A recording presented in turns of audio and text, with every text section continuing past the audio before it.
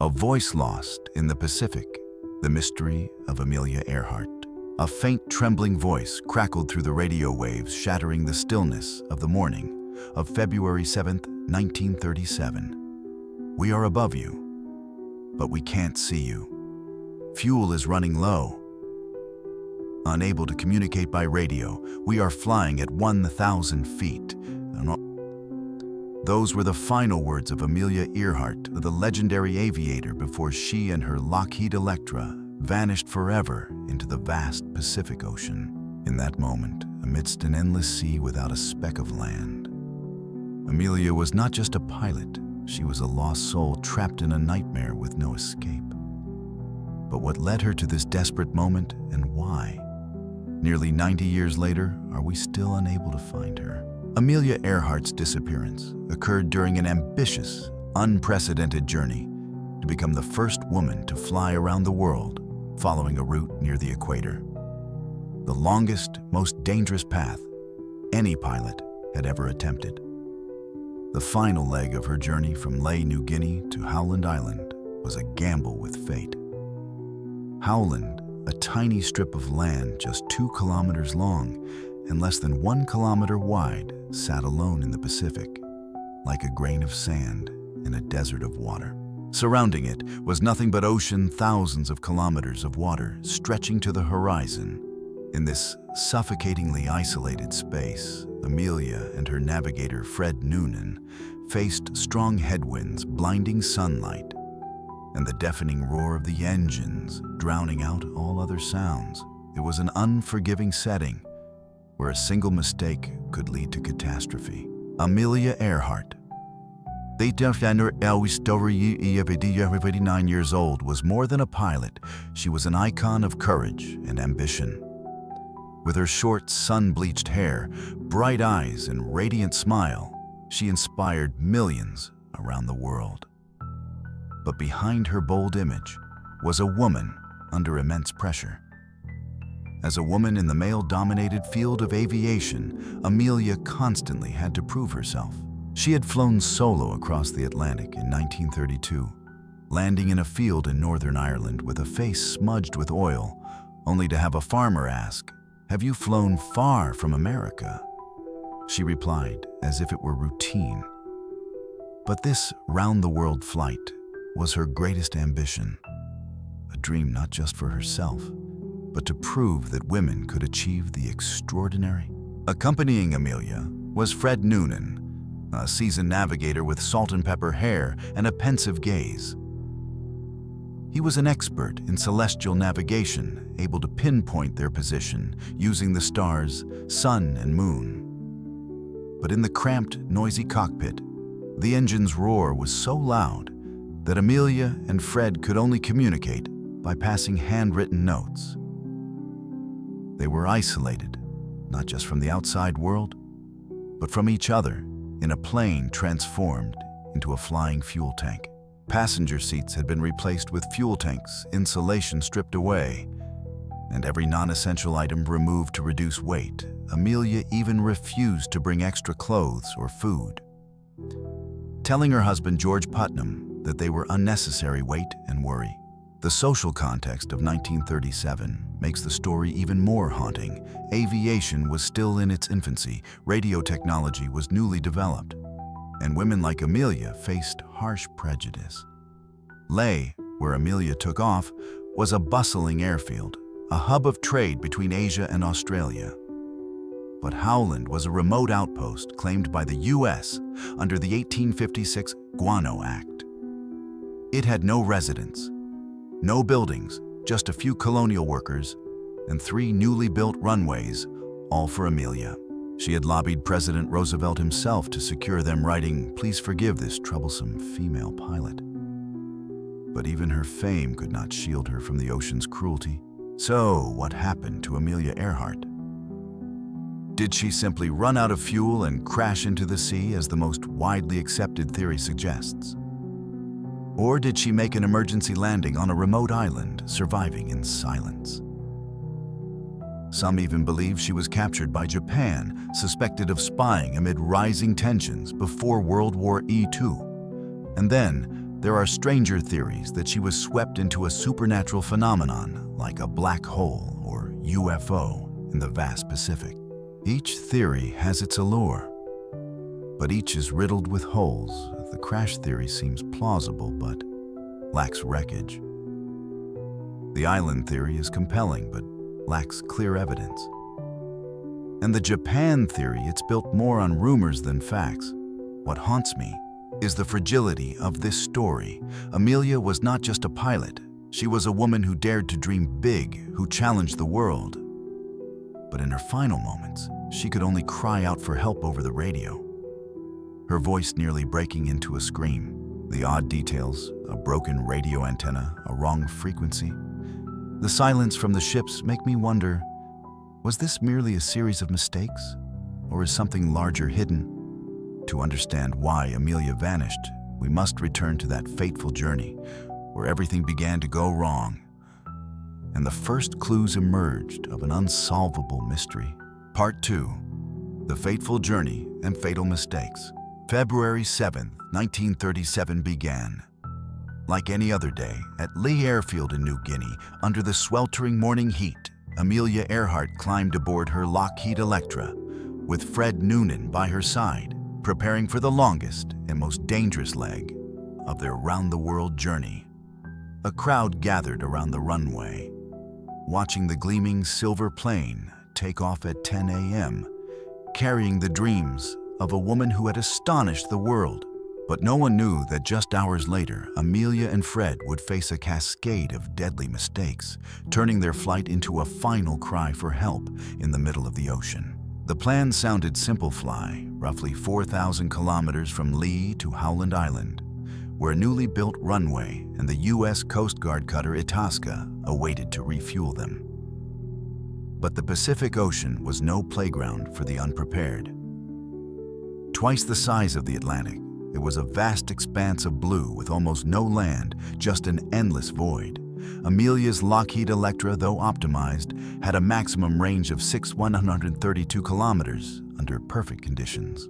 With headwinds and bad weather, that range could shrink significantly. To maximize efficiency, Amelia stripped away everything: non-essential insulation, passenger seats, even spare clothes. But the cost was a deafening cockpit, where she and Fred had to pass notes to communicate, and a plane vulnerable to nature's wrath. Just 20 minutes after takeoff, the radio station at Leh sent a critical warning: headwinds were stronger than expected, around 24 km/h or more. This was vital information, as it directly affected flight time and fuel consumption. But Amelia never confirmed receiving the message. 4 hours later, she sent her first signal reporting they were flying at 7,000 feet speed, 140 knots, and all is well. But she made no mention of Leh's warning. 6 hours later, she reported strong headwinds, but still didn't acknowledge the earlier message. Something was wrong. The plane's belly antenna, used to receive voice signals, appeared to be malfunctioning, or worse, may have detached during takeoff. No one knows for sure, but Amelia's silence marked the beginning of the tragedy. 9 hours into the flight, Amelia and Fred were expected to pass the USS Ontario, a U.S. Navy ship anchored midway along their route. Per the plan, Ontario would transmit a repeating Morse code N on 400 kHz, allowing Amelia to use her loop antenna to determine its direction. This was critical technology, enabling her to find the ship by rotating the antenna until the signal faded, a point called the null. But Ontario didn't transmit. The day before, Amelia had realized a mistake. Ontario couldn't receive high-frequency signals, so she sent an urgent telegram requesting they transmit Morse every 10 minutes after the hour. But the telegram arrived too late. In the darkness, Amelia listened, but only static crackled through the radio. They passed Ontario unknowingly, like two ships crossing in the night. Now, Amelia and Fred were in the middle of the Pacific, roughly 2,000 kilometers from Howland, with no other stops within 1,000 kilometers. They relied on Fred Noonan to navigate using celestial navigation, measuring the angles of stars relative to the horizon. Fred carried an almanac listing 58 navigation stars and could calculate their position with precision. But a small error in calculation, combined with stronger than expected headwinds, could throw them off by tens of kilometers. For safety, they didn't aim directly for Howland, but for a point south of it, planning to fly for 18 hours, then turn north to find the island. Without a signal from Ontario, their last hope was the Itasca at Howland. Around 6:15 a.m. Howland time, Itasca received Amelia's first signal. Her voice came through clearly. "Please take a bearing on us at 3105 kHz. We're about 200 miles out." She even whistled into the microphone to aid direction finding. But the crew on Itasca was confused.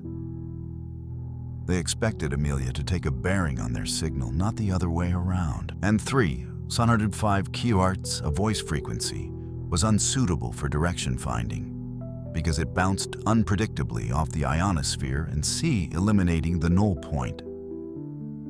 Itasca tried to respond, but Amelia didn't reply. Her belly antenna, if still functional, wasn't picking up their signals. By 7:42 a.m., Amelia's voice came through again, this time laced with desperation. "We must be on you but cannot see you. Fuel is running low. We are flying at 1,000 feet.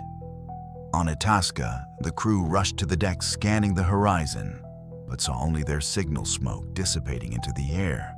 Amelia asked Itasca to send a Morse code A on 7,500 kHz, a frequency she had mistakenly chosen earlier. The radio station at Lee, instead of recommending 400 kHz equivalent to 750 meters, had let Amelia misinterpret it as 7,500 kHz. And Commander Thompson, Itasca's captain, though aware of her frequency limitations, 215, 5 by 50 Hz, didn't correct her. When Itasca transmitted on 7,500 kHz, Amelia heard it. But the signal had no null. It came from all directions, leaving her unable to navigate. By nearly 9 a.m., Amelia sent her final signal, "We are on the line. 157-337. We will repeat on 6th 210 kHz. We are running north and south." Her voice, according to the crew, sounded as if it might break into a scream or sob. Then silence. Itasca kept calling, but there was no response. 2 hours later, they left Howland, beginning a search to the north and west of the U.S. Navy and Coast Guard joined in expanding the effort over 2 weeks at a cost of $4 million, equivalent to nearly $100 million today. It was the largest search in U.S. history at the time. But not a single piece of wreckage, not a trace of Amelia, Fred, or the Electra was found. The investigation revealed a chilling chain of errors. The broken belly antenna prevented Amelia from receiving Lay's warning or Itasca's signals. The mistaken 7,500 kHz frequency stopped her from navigating time zone confusion. Amelia used Greenwich Civil Time, while Itasca and Howland used different zones, disrupted communication. Most damningly, Commander Thompson, despite knowing from Amelia's husband and the Coast Guard that she could only navigate on low frequencies, didn't intervene. A high-frequency direction finder on Howland, which could have helped, ran out of battery at the critical moment. Each mistake was a piece in a tragic puzzle, leading Amelia into darkness. Who was responsible for this tragedy? Commander Thompson, with his inaction, is a suspect. Fred Noonan, though a skilled navigator, may have miscalculated. Or was it Amelia herself, with her limited radio knowledge, who put herself in danger? I don't think this is a story about one person. It's a collision of human error, technology, and nature. But what haunts me is one detail: Amelia might have survived if she had used her loop antenna for all communications.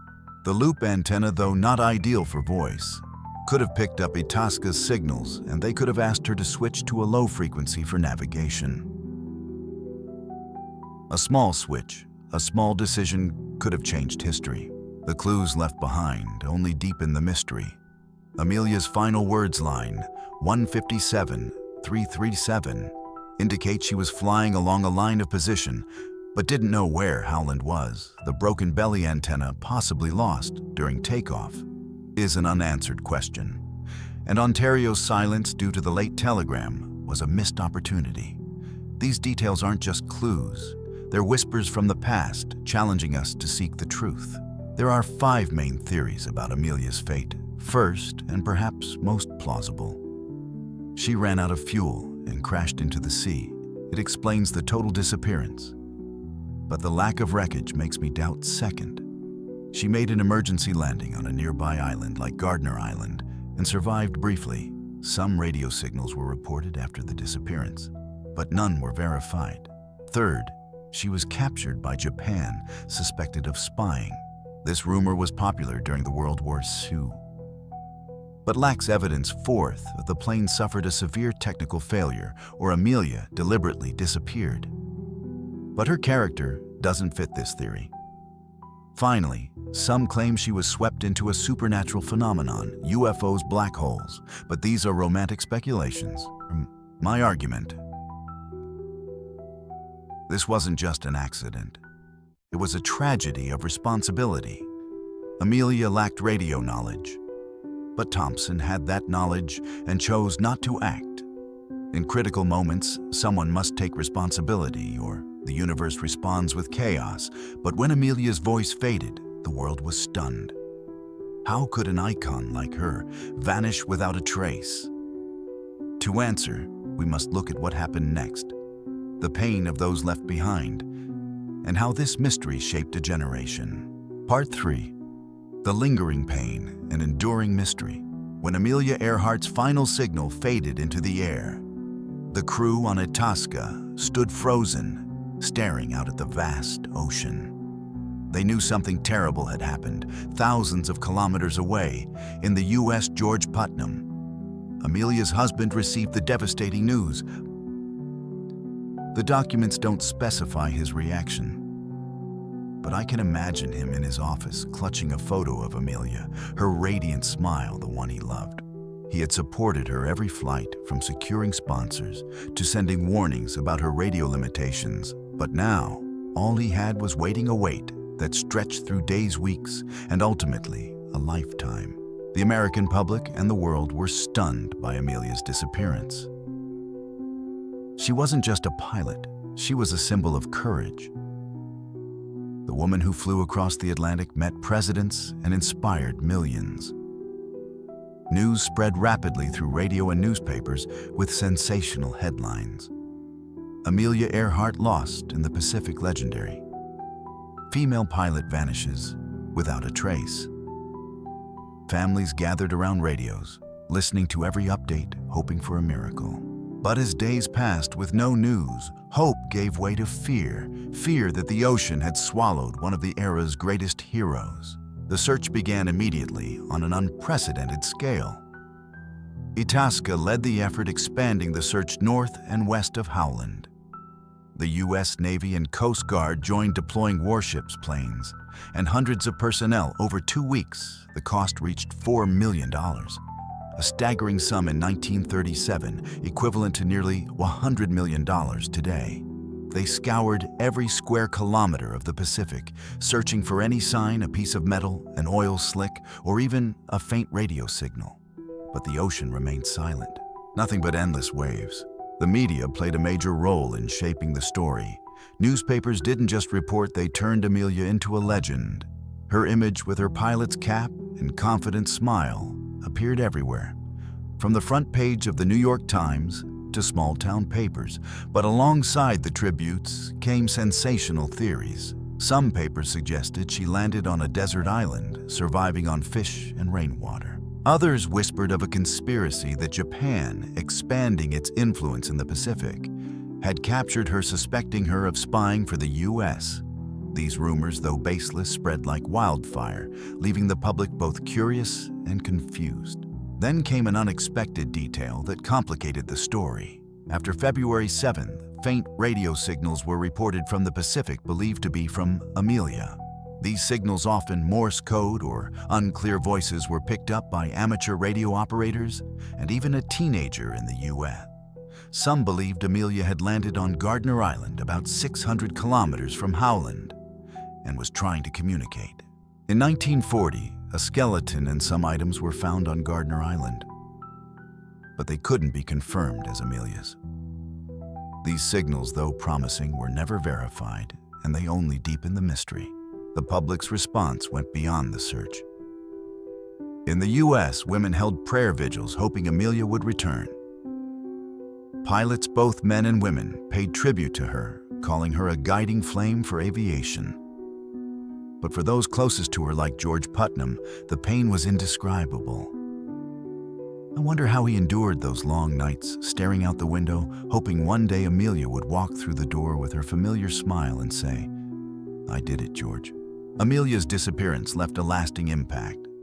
It exposed the fragility of early aviation, spurring advancements in navigation and radio technology.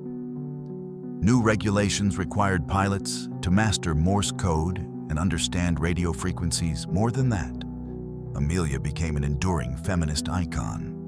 She inspired generations of women to pursue their dreams, from pilots to engineers, despite gender barriers. But her story also fueled a societal fear, the fear of vanishing into the void, where no one hears your cries for help. A new theory emerged in later years that I can't stop thinking about. Did Amelia actually land on Gardner Island?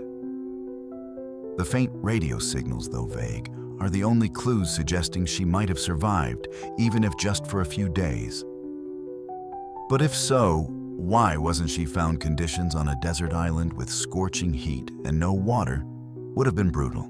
And if she was captured by Japan, as some believe, why are there no Japanese records, especially after World War II? These questions and the ocean's silence make me wonder if the truth lies somewhere we haven't yet considered. This case isn't just a mystery, it's a warning about what happens when humans face nature unprepared. But as we look back, the biggest question remains: where did Amelia Earhart go? And will we ever find her, or will she forever be a shadow in the mist of history to answer? We must confront the unresolved questions and the deeper meaning of this tragedy. Part 4.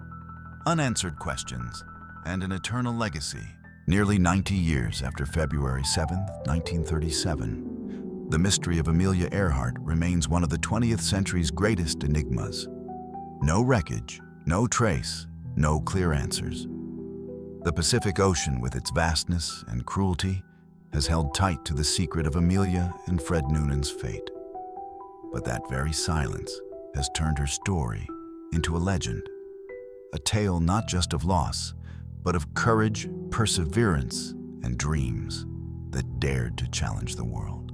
The lingering questions are haunting shadows. Where did Amelia crash? If she ran out of fuel, as the leading theory suggests, why hasn't a single piece of the Lockheed Electra been found?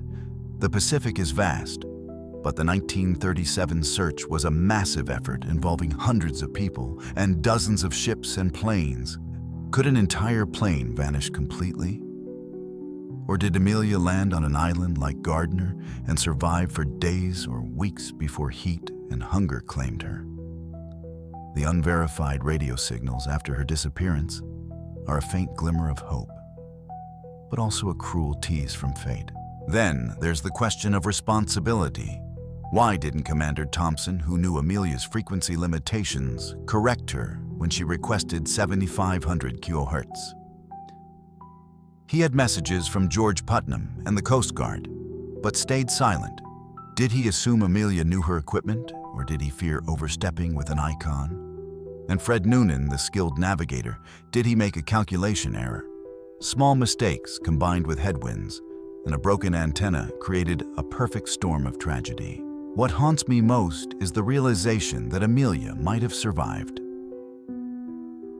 One detail in the record sticks with me: her loop antenna, though not ideal for voice communication, could have picked up Itasca's signals. If she had switched to the loop antenna, Itasca could have asked her to use a low frequency, guiding her to Howland. A single switch, a single moment, could have changed everything. It reminds me that in life or death situations, the smallest decisions can determine fate. Amelia Earhart's legacy transcends her disappearance. She transformed aviation, forcing the world to recognize the dangers of long flights and driving technological advancements. Today, when you board an international flight, you benefit from the painful lessons of her story. But more importantly, Amelia is a symbol of resilience. She inspired women worldwide, from young pilots to scientists and engineers, to dream big. Her name lives on in textbooks, films, and the aspirations of those who crave freedom. But Amelia's disappearance also left a deep fear. The fear of vanishing into an endless void where no one hears your cries. It echoes other aviation mysteries like Malaysia Airlines flight MH370, which disappeared with 239 people in 2014. Perhaps that's why Amelia's story still haunts us. It taps into a primal fear of being forgotten, left in the dark. My personal reflection: I believe Amelia crashed into the sea out of fuel after a desperate search for Howland. But a part of me wants to believe in Gardner Island, that she survived, if only for a few days, clinging to hope. And if a larger force like the Japan rumor was involved, that secret is buried too deep. Whatever the truth, Amelia's story reminds us that humans, no matter how brave, are small against nature. And in those moments, responsibility to each other is the only thing that can save us. What do you think happened to Amelia Earhart? Did she land on an island, sending final signals before fading away? Or did the ocean claim her forever? Share your theories in the comments. And if you want to explore more aviation mysteries, follow our upcoming videos. Amelia Earhart wasn't just a pilot. She's a reminder that sometimes the greatest dreams can lead us into the deepest darkness.